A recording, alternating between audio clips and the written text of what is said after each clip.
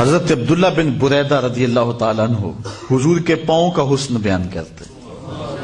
کہتے ہیں کان رسول اللہ صلی اللہ علیہ وسلم احسن البشر قدما،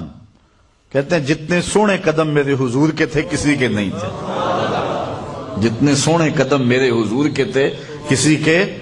نہیں تھے۔ اور حضرت انس، حضرت ابو ہریرہ اور حضرت ہند بن ابی حالہ رضی اللہ تعالی عنہم فرماتے ہیں کان النبی صلی اللہ علیہ وسلم شسن القدمین والکفین، حضور کے ہاتھوں کی ہتھیلیاں اور قدموں کی ہتھیلیاں پر گوشت تھیں۔ ایک صحابیہ ہیں حضرت میمونہ بنت کردم رضی اللہ تعالی عنہا، کہتی ہیں کہ میں اپنے والد کے ساتھ حضور کی خدمت میں حاضر ہوئی۔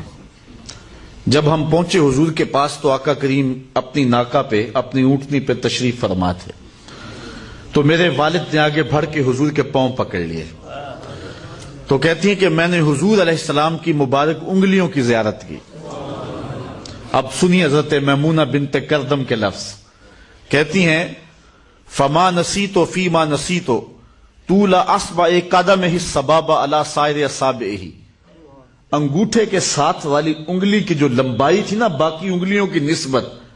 کہتی ہیں سال گزر گئے ابھی تک وہ نقشہ ہی نہیں آنکھوں سے جا رہا، وہ حسن اب بھی میری نگاہوں کے سامنے۔ انسان کے ہاتھ کی جو انگلیاں ہیں اس میں یہ درمیان والی انگلی لمبی ہوتی ہے، اور جو پاؤں کی انگلیاں ہیں اس میں انگوٹھے کے ساتھ والی انگلی لمبی ہوتی ہے۔ حضرت میمونہ بنت کردم فرماتی ہے میں کیا بتاؤں، حضور علیہ السلام کے انگوٹھے کے ساتھ والی جو انگلی تھی اس کا حسن ہی نہیں بھولتا ہے۔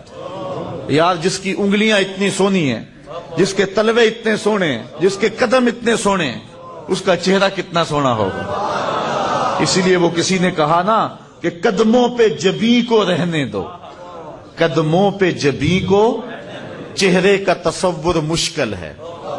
قدموں پہ جبیں کو رہنے دو چہرے کا تصور مشکل ہے، جب چاند سے بڑھ کر ایڑی ہے رخسار کا عالم کیا ہوگا، جب چاند سے بڑھ کر ایڑی ہے رخسار کا عالم کیا ہوگا۔ حضور علیہ السلام کے مبارک تلووں کے بارے میں دو طرح کی روایات ہیں، اخمسان کے لفظ بھی ہیں اور لیس لہا اخمس کے لفظ بھی ہیں، اور اس کی تشریحات کے اندر علماء نے گفتگو کی ہے کہ اصل حضور علیہ السلام کبھی زور سے پاؤں رکھتے تو حضور کا پورا پاؤں جو ہے وہ زمین پہ لگتا،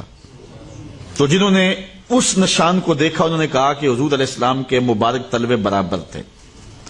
اور کبھی ایسا ہوتا کہ حضور علیہ السلام قدم رکھتے تو پورا قدم نہ لگاتے، اور ایسے کبھی جلدی میں حضور ہوتے، یہ ایسا ایک موقع آیا حضرت سعد بن معاذ کے انتقال کا، اس دن حضور علیہ السلام اپنی انگلیوں کے بل، پنجوں کے بل چل رہے تھے،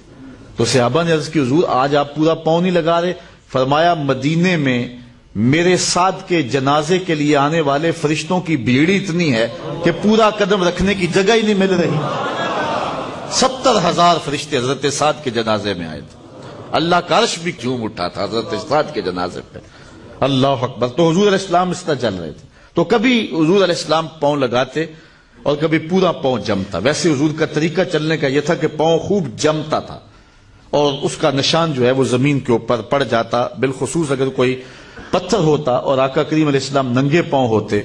تو حضرت ابو ہریرہ سے روایت ہے انہ صلی اللہ علیہ وسلم کان اذا مشى علی الصخر غاصت قدمہ فیہ، تو حضور علیہ السلام کے قدموں کے نشان اس کے اندر ثبت ہو جاتے۔ حضور علیہ السلام کے مبارک قدم کی تلیاں پر گوشت تھیں، اور آقا کریم جب زمین پہ پاؤں لگاتے تو پورا قدم لگاتے۔ حضور نبی رحمت صلی اللہ علیہ وآلہ وسلم کے ایک صحابی حضرت ابو جحیفہ رضی اللہ تعالی عنہ فرماتے کانی انظر الی وبیس ساقیہ، میں حضور کی مبارک پنڈلیوں کی چمک اب بھی تصور میں دیکھ رہا ہوں۔ اعلی حضرت فرماتے ہیں ساق اصل قدم شاخ نخل کرم، حضور علیہ السلام کی پنڈلیاں کرم کے درخت کی شاخیں ہیں، ساق اصل قدم، قدم کی اصل، شاخ نخل کرم، شم راہ اصابت پہ لاکھوں سلام۔